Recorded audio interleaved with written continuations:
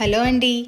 ఈరోజు మనం అందరికీ ఎంతో ఇష్టమైన బూందీ అటుకుల మిక్చర్ని ఇంట్లోనే ఈజీగా ఎలా చేసుకోవాలో మన హోమ్ కుకింగ్లో చూద్దాం. ఈవినింగ్ పిల్లలకి స్నాక్గా ఇవ్వడానికి ఇది బెస్ట్.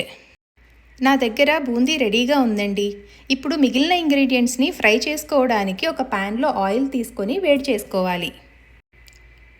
ఆయిల్ వేడయిందో లేదో చెక్ చేసుకొని వేడయ్యాక అందులో అటుకులు వేసుకొని ఫ్రై చేసుకోవాలి.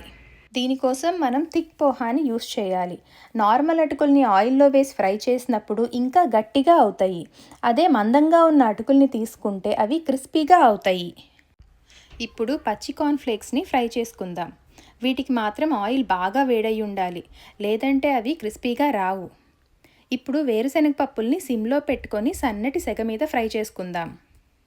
వేరుశనగ పప్పుల్ని హై ఫ్లేమ్లో పెట్టుకొని ఫ్రై చేస్తే అవి త్వరగా కలర్ వచ్చేస్తాయి, కానీ లోపల ఇంకా పచ్చిగానే ఉంటాయి. సో సిమ్లో పెట్టుకొని జాగ్రత్తగా లైట్ గోల్డెన్ కలర్ వచ్చే వరకు ఫ్రై చేసుకుందాం.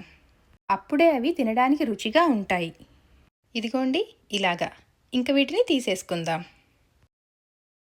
తర్వాత వేయించిన శనగపప్పులు, అదేనండి పుట్నాల పప్పుల్ని ఇంకా జీడిపప్పుల్ని సిమ్లో పెట్టుకొని చాలా లైట్ గోల్డెన్ కలర్ వచ్చే వరకు ఫ్రై చేసుకుందాం.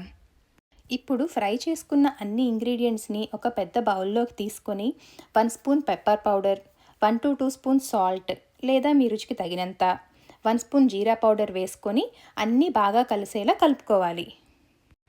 ఈ మిక్స్చర్ని ఒక గ్లాస్ జార్లో వేసి స్టోర్ చేసుకుంటే ఒక 10-15 రోజులైనా ఫ్రెష్గా ఉంటుంది.